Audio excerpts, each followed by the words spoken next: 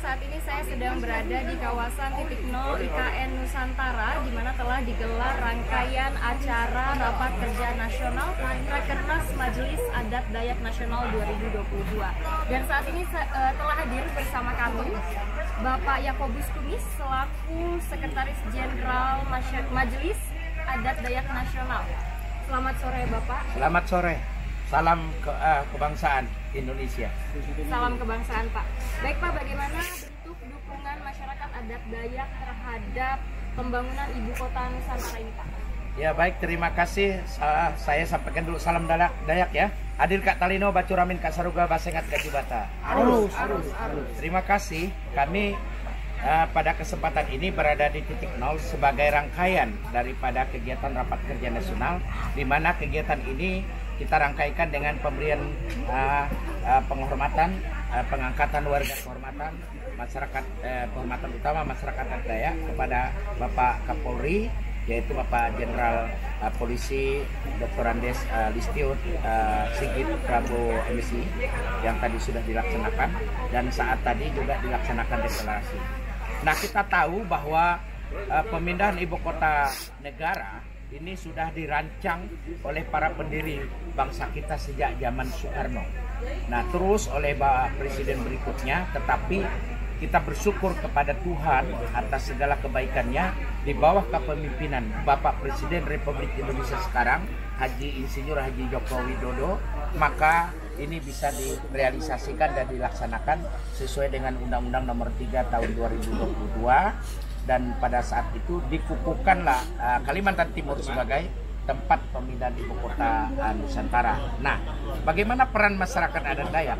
Kita tahu bahwa Borneo ini ada penduduk aslinya adalah masyarakat Dayak. Nah, karena itu di sini juga tinggal sebagian besar masyarakat adat Dayak di daerah di mana ibu kota negara dipindahkan. Nah, sudah selayaknya dan sudah seyogyanya masyarakat adat Dayak seluruh Indonesia, bahkan mungkin seluruh dunia, harus bersyukur, berterima kasih. Bukan hanya itu saja, tetapi masyarakat adat Dayak harus berada di garda terdepan untuk mendukung, untuk ikut ambil bagian mengawal ini sampai pembangunan IKN ini terwujud.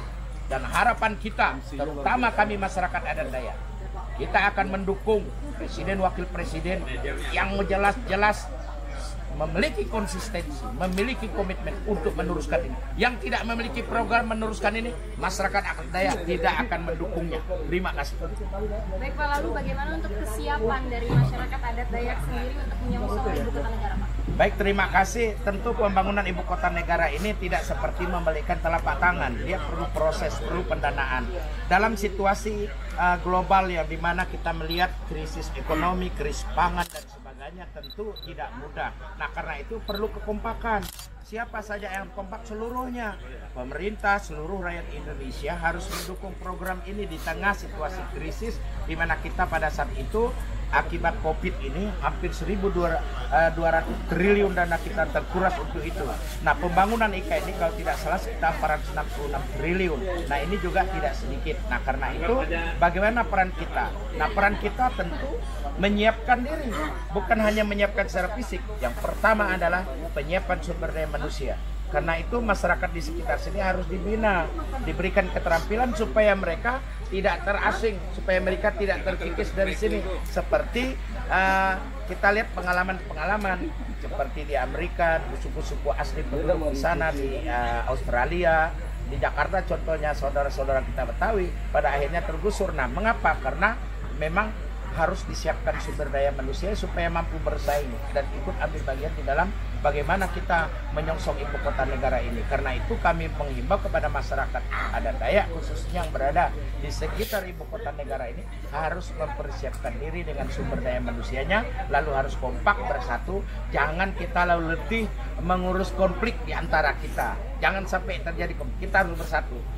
Ada persoalan, mari kita bincangkan bersama. Terutama kalau masalah lahan, masalah yang ada di daerah ini, masalah pekerjaan, kita bincangkan bersama. Pemerintah terbuka untuk masyarakat di sekitar di sini.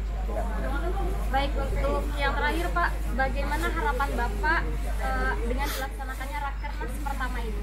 Ya, Rakernas ini kan merupakan pengambilan keputusan di bawah Munas. Jadi Rakernas ini adalah satu musyawarah yang dilaksanakan oleh MADN dan seluruh DAD provinsi se-Indonesia sebagai anggotanya. Kita merumuskan, pertama kita pada saat kemarin merumuskan menyempurnakan anggaran dasar rumah tangga sebagai pijakan kita untuk melakukan kegiatan. Lalu ada program kerja, lalu pokok-pokok pikiran rekomendasi. Tentu dari hasil Rakernas ini kita harapkan ini menjadi pemacu bagi MADN sebagai garda terdepan dalam memajukan masyarakat adat Dayak seluruh Indonesia. Dan pertama, kedua, masyarakat MADN ini harus menjadi mitra pemerintah di dalam mempercepat proses pembangunan, termasuklah pembangunan IKN ini harus tetap berjalan siapapun pemimpinnya ke depan. Saya kira mungkin seperti itu.